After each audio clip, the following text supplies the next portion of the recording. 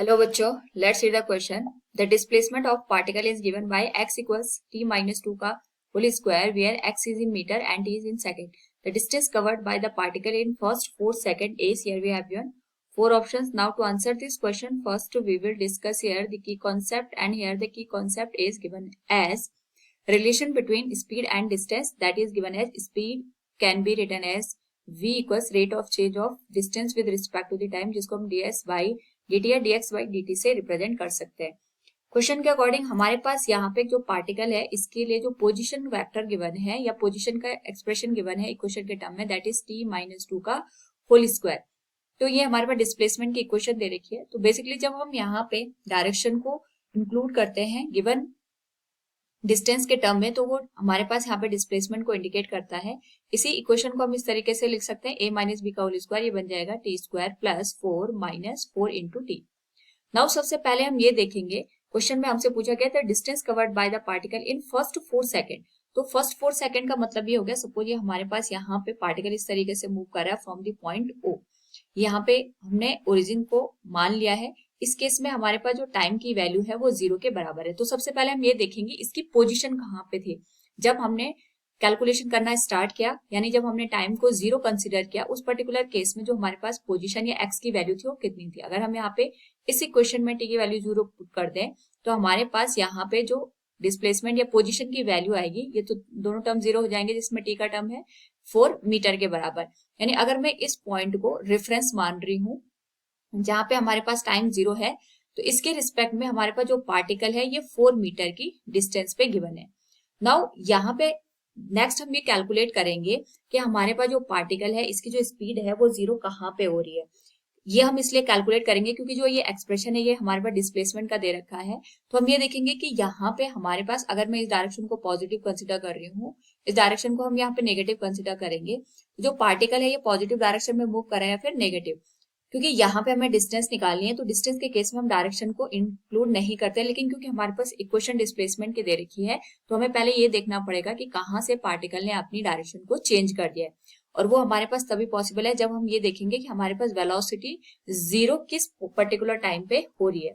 तो यहाँ पे यानी अगर हमें वेलोसिटी को 0 करना है उस पर्टिकुलर केस के लिए हमें टाइम की वैल्यू चाहिए होगी। तो इसके लिए जो गिवन एक्सप्रेशन है उसका हम डिफरेंशिएशन करेंगे, तो ये आ जाएगा dx by dt will be given as twice of t। 4 का डिफरेंशिएशन तो 0 हो जाएगा एंड दिस विल बी -4। तो इसकी वैल्यू 0 के बराबर हो जाएगी।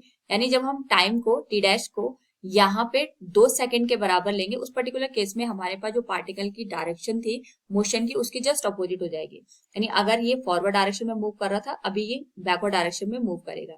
तो अगर हम यहाँ पे ऑब्जर्व करें कि 2 सेकंड पे जाके हमारे पास जो वेलोसिटी होगी वो 0 के बराबर होगी। नाउ यहाँ पे अगर हम 2 सेकंड की वैल्यू, यानी जब मैं टाइम की वैल्यू यहाँ पे 2 पुट कर देती हूँ, तो जो x की वैल्यू है ये हमारे पास यहाँ पे 0 के बराबर हो जाएगी। इसका मतलब ये हो गया जो पार्टिकल है, अगर मैं इसको रेफरेंस लेके चल रही थी तो यहाँ पे हमारे पास जब टाइम 0 था तो उस पर्टिकुलर केस में जो पार्टिकल था वो इस पोजिशन पे था। जब हमने 2 सेकंड बाद इसको कैलकुलेट किया तो 2 सेकंड के बाद इसकी जो पोजिशन थी ये अगेन यहाँ पे जहां पे हमने रेफरेंस पॉइंट लिया था ये यहाँ तक पहुंच चुका है। तो हमें एक्चुअली में यहाँ पे जो 4 सेकंड है, फर्स्ट 4 सेकंड, उसके लिए वैल्यू कैलकुलेट करनी है। तो इसकी वैल्यू कैलकुलेट करने के लिए हम ये देखेंगे कि जब हमारे पास यहाँ पे t इक्वल्स 2 सेकंड हो गए, उस पर्टिकुलर केस में जो पार्टिकल है ये अपने ओरिजिनल या जिसको हमने रेफरेंस माना था वहां तक पहुंच चुका है। तो अगर मैं केवल डिस्टेंस की बात करूंगी, डिस्टेंस हमारे पास पाथ की लेंथ को इंडिकेट करता है, तो यहां से यहां तक की जो टोटल लेंथ आएगी हमारे पास वो 4 मीटर के बराबर आएगी। यानी we can say here for first 2 second हमारे पास यहाँ पे जो टोटल लेंथ निकल के आएगी पाथ की, that will be equal to 4 metre. ये हमारे पास 4 मीटर के बराबर होगी।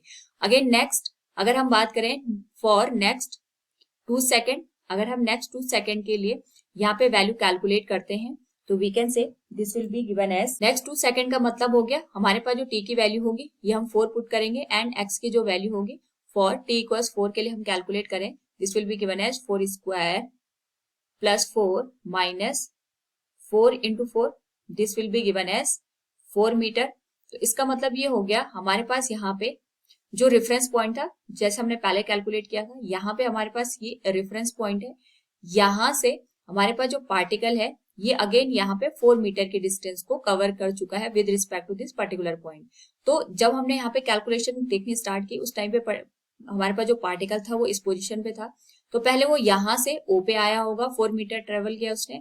अगेन नेक्स्ट 2 सेकंड में या टोटल अगर हम बात करें यहाँ पे उसने जो डिस्टेंस कवर की वो 4 मीटर की कवर किया है। We can say here total जो लेंथ निकल के आएगी for this particular journey that will be given as 4 + 4 that is equal to 8 metre. So from the given question we can say here the distance covered by the particle in first 4 seconds is 8 meter. Option second will be the right answer. Hope all you understood it. Thank you and best of luck.